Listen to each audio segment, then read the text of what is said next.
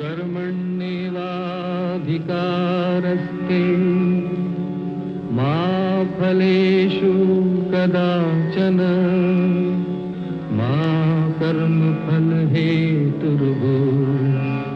मा ते संगोऽस्तविकर्मणि।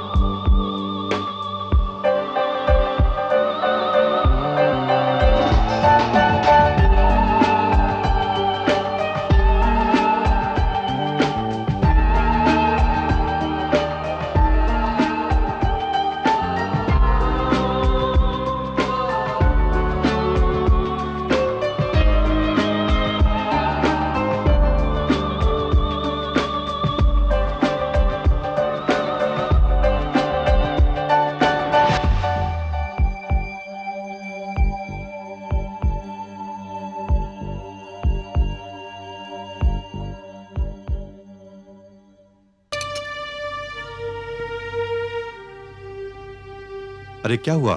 हाँ? बात क्या है शैल? तुम खाना क्यों नहीं खा रही हो? सुंदर, ये जो कुछ भी घर में। तो सुबह वाली बात अब तक तुम्हारे दिमाग में है? देखिए, आप मेरी बात का यकीन करें ना करें, लेकिन ये जो कुछ भी मैंने देखा वो बिल्कुल सच है। शैल, मैंने तुम्हारी सच्चाई पर कभी शक नहीं किया।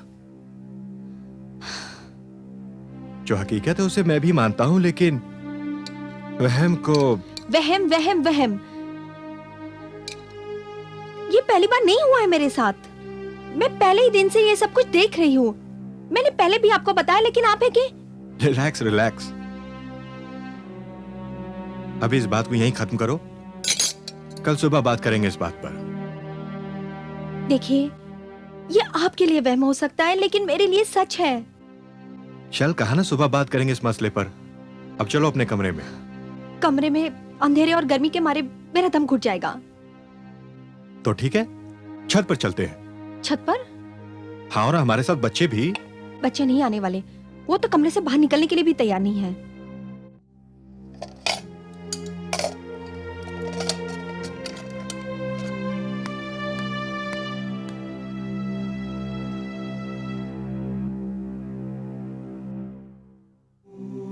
ये लीजिए भाभी जी चाबी। अपने मुबारक हाथों से इस घर का दरवाजा खोलिए और अपने मुबारक कदम इस घर में रखिए। जी। गृह प्रवेश करो शैलजा।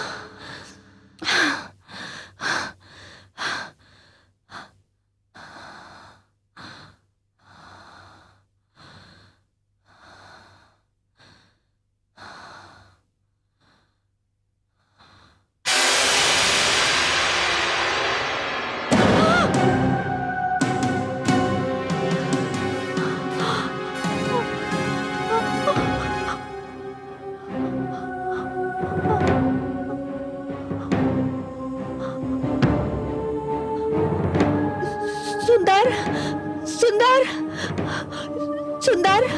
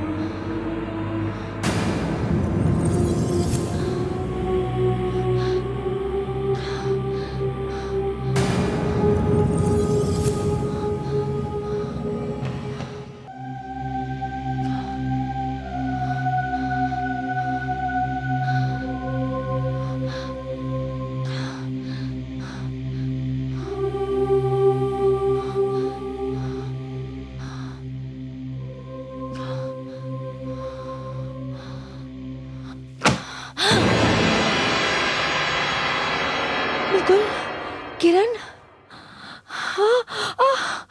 मुकुल, किरण, मुकुल, किरण दरवाजा खोलो, मुकुल।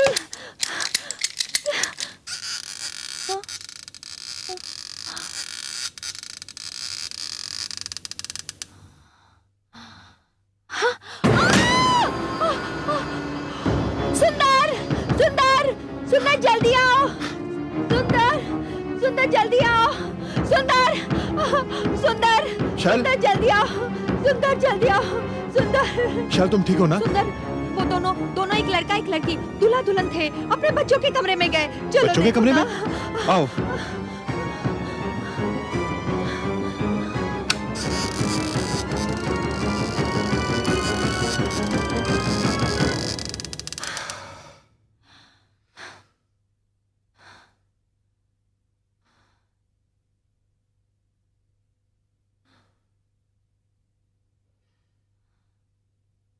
देखो शैल, बच्चे तो आराम से सो रहे हैं। शैल, कोई डरावना सपना देखकर तुम डर गई हो। मैंने कोई सपना नहीं देखा, मैं सो नहीं रही थी, मैं जाग रही थी। मैंने देखा कि वो दोनों उड़ते उड़ते आए, उन्होंने मुझे सलाम किया। लड़का तो किचन में गया, लेकिन लड़की को इसी कमरे में जाते हुए देखा मैंने। समझने की कोशिश करो शैल, ये महज तुम्हारे दिमाग का वहम है। कल भी मैंने जो देखा वो वहम नहीं था। अब मैं आपको कैसे समझाऊं? इस घर में आत्माएं हैं जो मुझे नजर आती है। ये घर हमारे रहने लायक नहीं है, हम यहाँ नहीं रह सकते। प्लीज, हम यहाँ नहीं रह सकते। शैल देखो, रात का वक्त है, पूरे शहर में अंधेरा है। ठीक है, मैं कल सुबह बरकत मियां से मिलकर कोई उपाय करता हूँ, पर सुबह तक तो धीरज रखो। सुबह तक मैं इंतजार नहीं कर सकती, तब तक तो मेरी जान निकल जाएगी। हमारी जान को खतरा है। हम अभी इसी वक्त इस घर से चले जाएंगे। पागल मत बनो भाई, रात के इस अंधेरे में कहाँ भटकते रहेंगे हम? वो मैं कुछ नहीं जानती, मैं यहाँ नहीं रहूंगी बस। देखो, हिम्मत रखो शैल, हिम्मत रखो। ठीक है, तुम इंसिस्ट करती हो तो मैं इसी वक्त बरकत मियां के घर जाता हूँ। भाई, तुम इस तरह करोगे तो बच्चों पर क्या गुजरेगी? मम्मी, पापा, क्या हुआ? कुछ नहीं बेटा, बस एक सपना देखकर मम्मी डर गई थी। अच्छा, अब आप लोग ऐसा कीजिए कि मम्मी को अपने साथ कमरे में बिठाइए, मैं थोड़ी देर में आता हूं। अभी क्या? अभी आया। मम्मी का ध्यान रखना। ठीक है। अभी आया। बच्चों, तुम लोग ठीक तो हो ना? हाँ मम्मी। तुम्हें कुछ हुआ तो नहीं?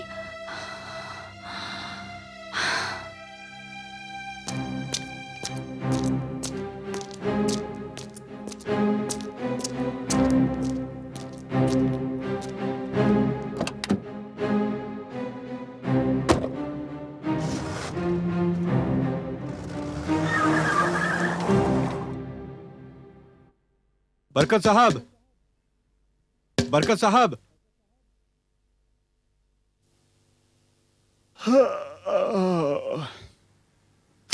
अरे सुंदर साहब, आप इतनी रात को? सब खैरियत तो है ना? आइए अंदर आइए।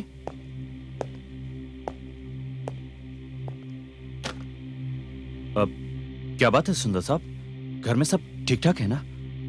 बड़ा अजीब सा हादसा हुआ है घर में। कैसा हादसा? मैं बहुत परेशान हूं बरकत साहब। शैल कहती हैं कि जब से उसने हवेली में कदम रखा है, कभी कोई उसका हाथ पकड़ता है, कभी कोई पैर। यानी मैं समझा नहीं। शैल कहती है कि वो हवेली हॉन्टेड है। हॉन्टेड? हाँ, वहां रूहें, आत्माएं रहती हैं। ये क्या कह रहे हैं आप? हाँ बरकत साहब, उसको तो पूरा यकीन है कि उसने बाथरूम के टब में एक साये को देखा था, और आज तो गजब ही हो गया। उसने खुद अपनी आंखों से हवेली की छत पर 2 आत्माओं को उतरते हुए देखा। हवेली की छत पर?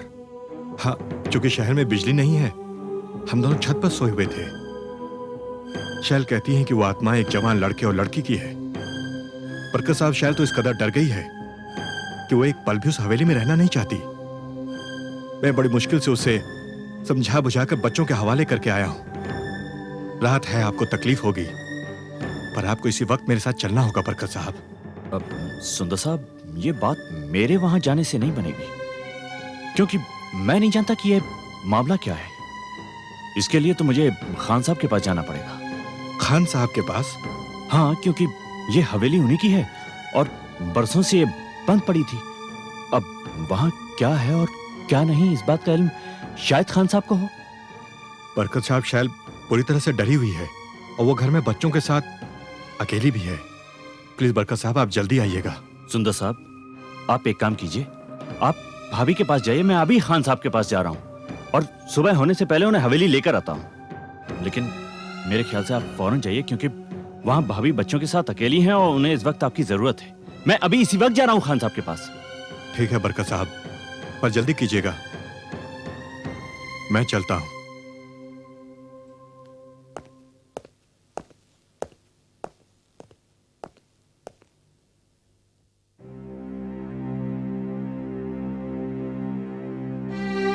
ये आप क्या कह रहे हैं बरकत मियां? मैं बिल्कुल सच कह रहा हूँ खान साहब। सुंदर साहब खुद आए थे मेरे पास इतनी रात को।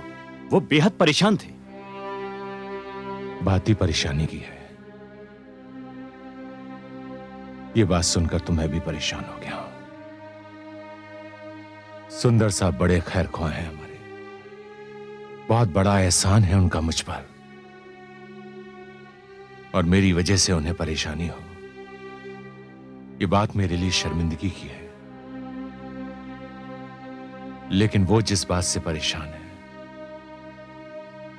वो बात मेरी भी समझ से बाहर है। लेकिन खान साहब, ये मसला सिर्फ आप ही हल कर सकते हैं, क्योंकि सुंदर साहब की बीवी एक पल के लिए भी उस हवेली में रुकने को तैयार नहीं है। नहीं बरकत मियां, नहीं। आप अभी मेरे साथ चलिए उनके पास, इसी वक्त। आइए मेरे साथ, आइए।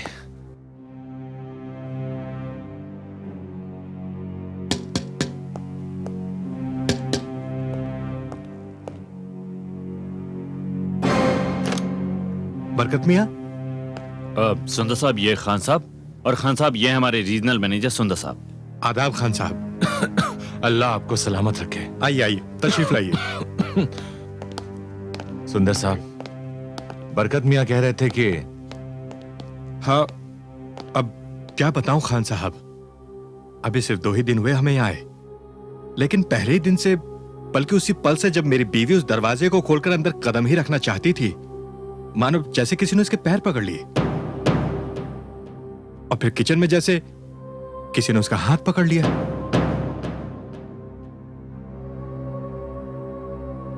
सुंदर साहब, इन 2 दिनों में जो भी हुआ वो मैं आपकी बेगम की जुबानी सुनना चाहता हूं। जी यही बेहतर रहेगा, मैं अभी उसे लेकर आता हूं। आप मत जाइए, इस वक्त उनकी दिमागी हालत ठीक नहीं होगी। मेरा ही जाना वहां ठीक होगा। खान साहब, खामखा आपको तकलीफ होगी। ये मसला तकलीफ का नहीं है, ये बात बहुत परेशानी की है। जी ठीक है, आइए। चलिए।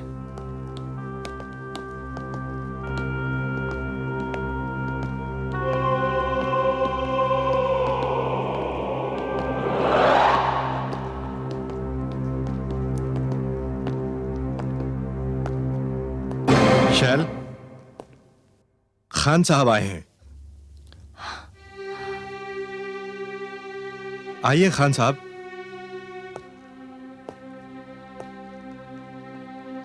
शैल, खान साहब इस हवेली के मालिक हैं और खास तौर पर तुमसे मिलने आए हैं। अस्सलाम वालेकुम बेटी। सलाम कीजिए इन्हें। देखिए, मुझे अब किसी से नहीं मिलना है। जब से इस घर में आई हूँ, एक डर, एक खौफ सा लगा रहता है।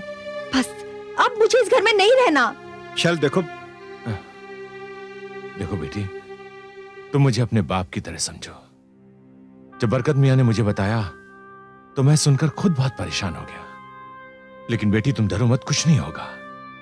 मुझे सिर्फ इतना बता दो कि तुमने देखा क्या।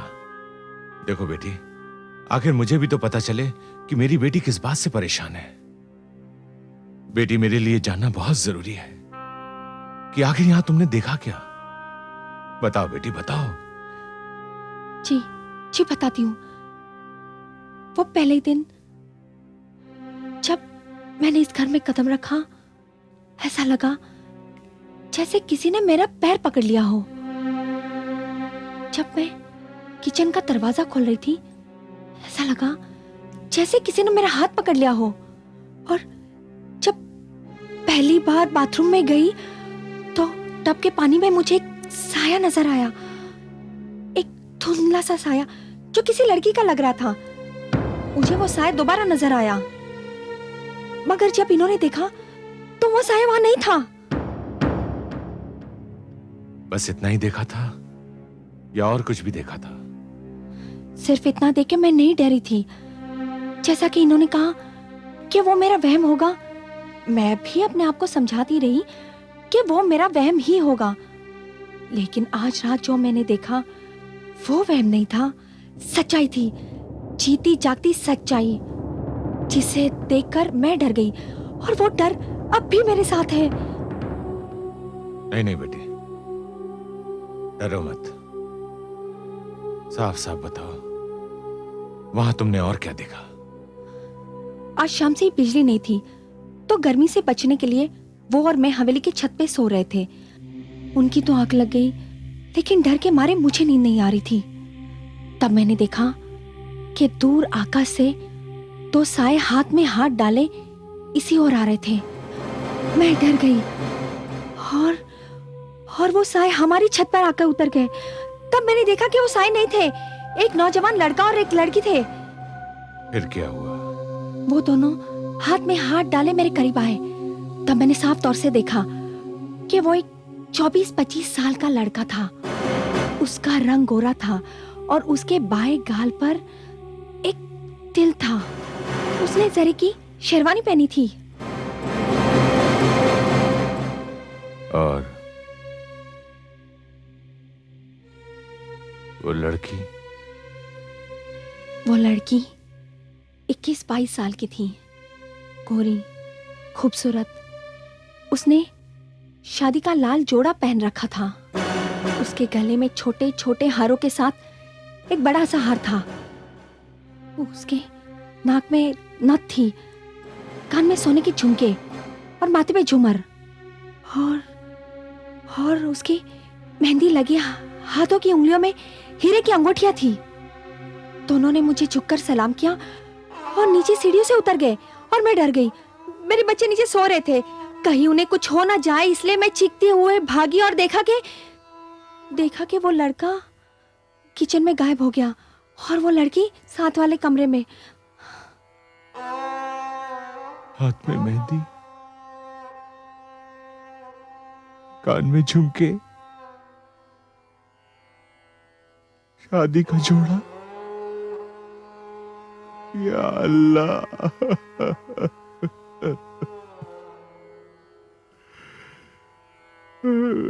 खान साहब,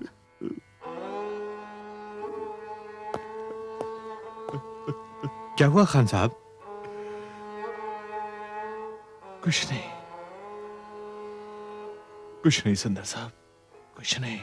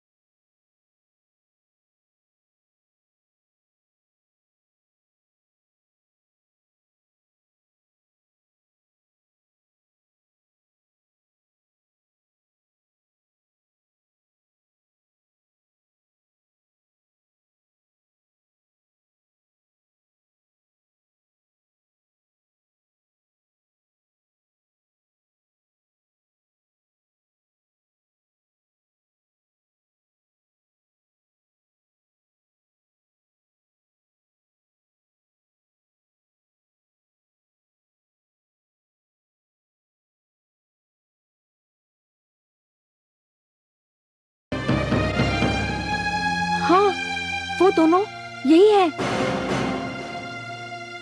सुंदर, सुंदर देखो तो, जल्दी आओ। ये दोनों वही है जो मुझे नजर आते हैं। यही कपड़े पहन रखे थे दोनों ने। खान साहब, हाँ, ये वही दोनों हैं जिनका आज तक मुझे इंतजार था।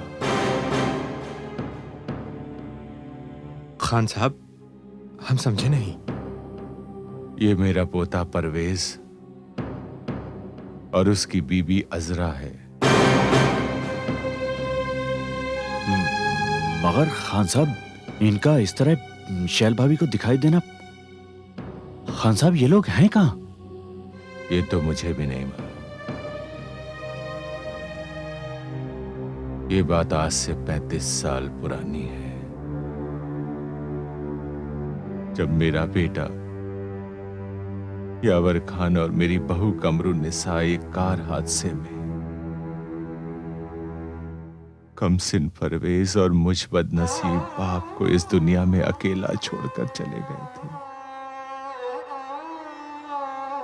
मैंने अपने बेटे और अपनी बहू की अमानत अपने पोते परवेज को अपने सीने से लगाकर परवरिश की, क्योंकि इस दुनिया में उसके अलावा मेरा और कोई नहीं था। परवेज बड़ा ही ज़हीन, बड़ा समझदार और फर्मा बरदार नेक बच्चा था। जब उसकी तालीम खत्म हुई तो हमने अपने दोस्त सूबेदार खान की बेटी अजरा के साथ उसकी शादी कर दी।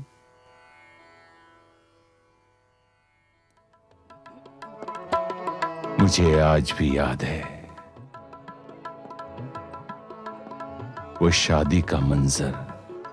जनाब परवेज खान वल्द मरहूम यावर खान, आपने मुसम्मी अजरा बानो बिनते सूबेदार खान को बाएवज मुबलिक 50,786 कलदार सिक्के राजुल वक्त महर मुवज्जल वकील साहब और इन दो गवाहों की मौजूदगी में अपने निकाह में कबूल किया? जी हाँ, मैंने निकाह कबूल किया। आपने निकाह कबूल किया? जी हाँ, मैंने कबूल किया। आपने निकाह कबूल किया? जी हाँ, मैंने निकाह कबूल किया। लीजिए परवेज साहब, यहां पर दस्तखत कीजिए। शुक्रिया। आप भी।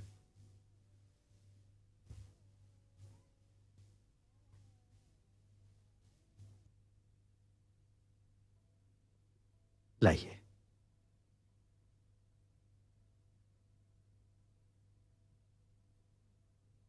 मुसम्मी अजरा बानो बिनते सूबेदार खान, क्या आपने जनाब परवेज खान वल्द मरहूम यावर खान को बाएवज मुबलिक 50,786 रुपया कलदार सिक्के राजुल वक्त महर मुवज्जल वकील साहब और इन दो गवाहों की मौजूदगी में अपने निकाह में कबूल किया? हाँ बोल बेटा। कबूल किया। आपने निकाह कबूल किया? कबूल किया। आपने निकाह कबूल किया? नहीं, इसने कबूल नहीं किया।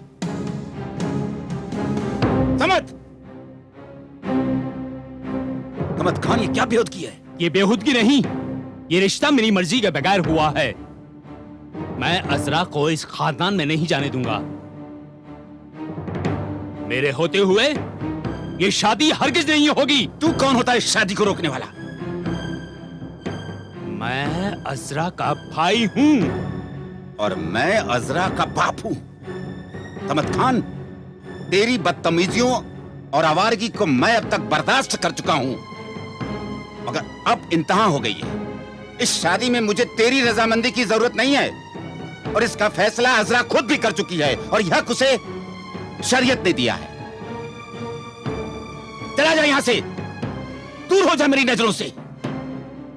ये फैसला महंगा पड़ेगा, बहुत महंगा पड़ेगा अब्बूजान।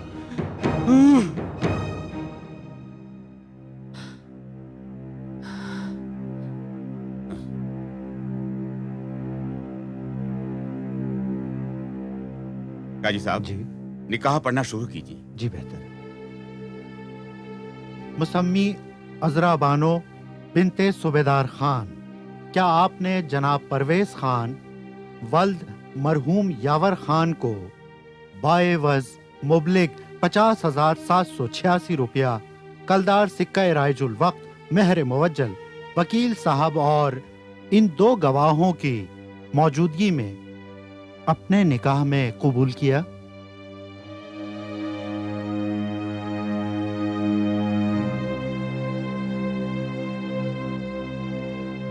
कबूल है। क्या आपने कबूल किया? कबूल है। क्या आपने निकाह कबूल किया?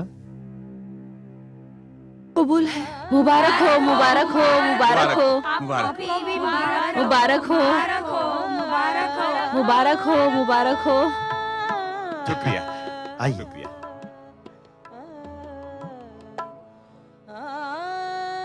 बस अल्लाह का फजल है। अस्सलाम अलैकुम। वालेकुम अस्सलाम। खान साहब, आपको आपके पोते की शादी मुबारक हो।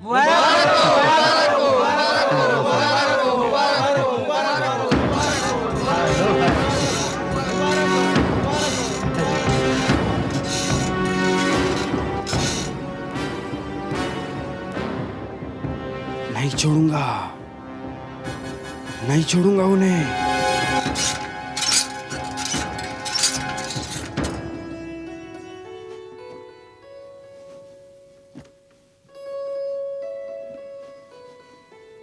दादूजान, परवेज, सुभान अल्लाह, सुभान अल्लाह। तुम दोनों जहां भी रहो खुश रहो, आबाद रहो। अल्लाह ताला से बस मेरी यही दुआ है कि तुम दोनों की जोड़ी कयामत तक सलामत रहे। शुक्रिया दादाजान। जिंदगी का ये नया सफर बहुत बहुत मुबारक हो बच्चों। मगर अफसोस इस बात का है कि जमीन के मामले में मुझे दयालपुर जाना पड़ रहा है, वरना मैं तुम दोनों को खुद रुखसत करता। हाँ दादूजान, ये काम भी तो जरूरी है ना। अच्छा ये बताओ कि तुम दोनों कहां जा रहे हो और कब तक वापस आओगे? दादूजान, प्लान तो बना है हमने बहुत सी जगहों पर जाने का। हाँ? और पूरे 2 महीने के लिए। और फिर मुझे अजरा की राय भी तो जाननी है कि इन्हें क्या पसंद है और क्या नहीं। ये क्या कह रहे हैं आप? आपकी पसंद ही मेरी पसंद है। माशाअल्लाह माशाअल्लाह, इसे कहते हैं नेक शौहर बीवी। अच्छा बच्चों, अब मुझे रुखसत करो। खुदा तुम्हारा निगहबान है। तुम दोनों जहां जहां जाना मुझे इत्तला देते रहना। अपने आने की खबर जरूर देना। मैं फौरन यहां पहुंच जाऊंगा। ठीक है? जी दादूजान। अच्छा बच्चों, खुदा हाफिज।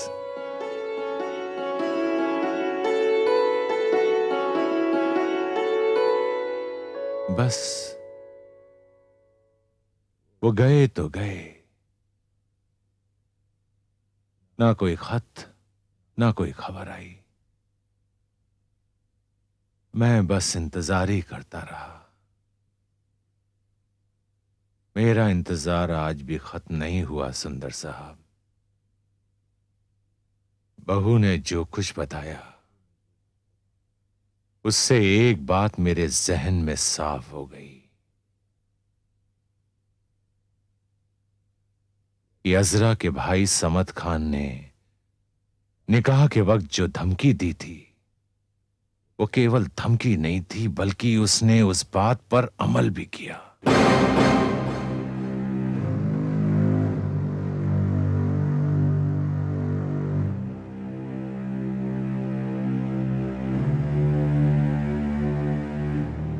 मैं खुदा से दुआ करूंगा कि जो मैं सोच रहा हूं वो सच ना हो,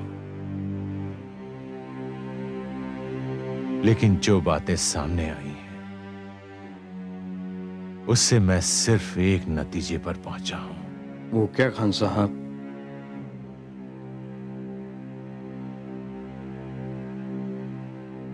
सुंदर साहब, हमें रसोई घर और गुसलखाने को तोड़ना होगा। तोड़ना होगा? हाँ, बस यही आखिरी कोशिश होगी।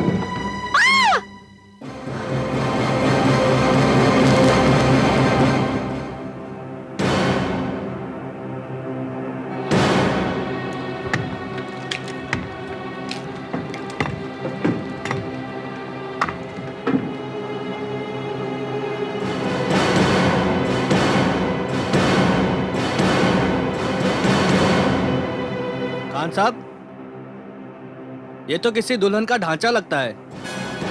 या अल्लाह,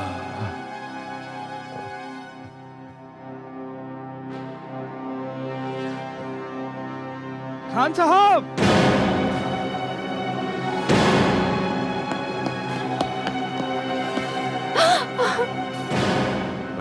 परवेज। या खुदा,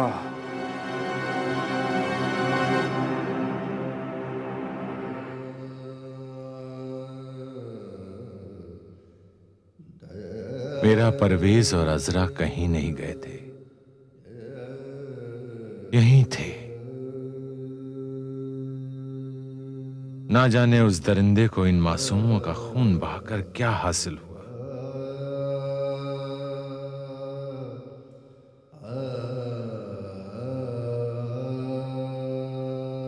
मेरा शक दुरुस्त निकला। इन मासूमों पर बहुत जुल्म हुआ, बहुत जुल्म। बेटी, ये रूहें किसी को परेशान नहीं कर रही थी, ये तो पाक रूहें थी। मौत के बाद ना तो इनकी नमाज़े जनाजा पढ़ी गई, ना ही इन्हें कब्र की मिट्टी नसीब हुई, जो हर इंसान का आखिरी हक है। बेटी, ये तुम्हें परेशान नहीं कर रही थी, ये तो तुमसे फरियाद कर रही थी, अपनी आखिरी रस्म की अदायगी के लिए।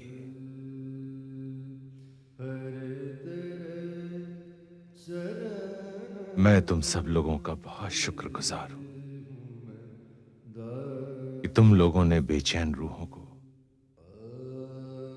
सुकून दिया और मेरा इंतजार खत्म हुआ। बरकत मियां, आप मेरे साथ आइए कफन और दफन का इंतजाम करने के लिए। जी खान साहब।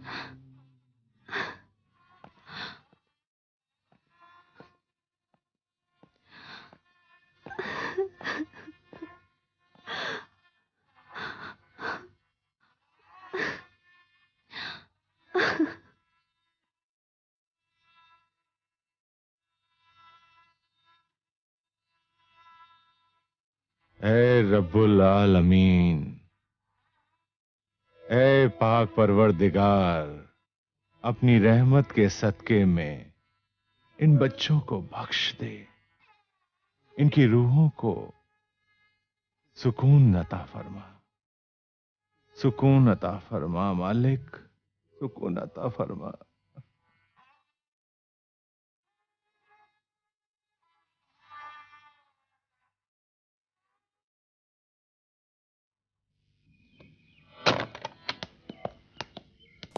ये तुम्हारी पानी की बोतल, मस्ती बिल्कुल मत करना।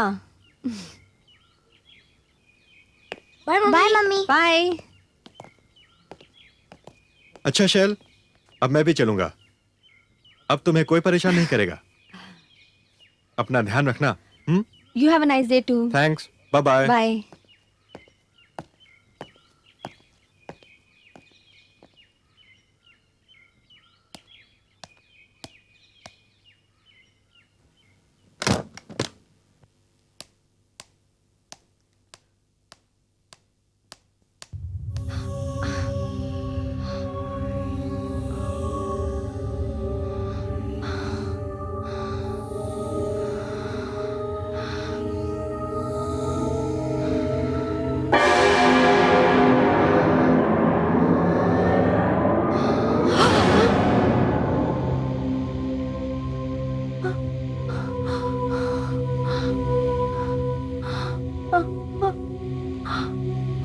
डरिए मत, हम यहाँ आपको तंग करने नहीं बल्कि आपका शुक्रिया अदा करने आए हैं।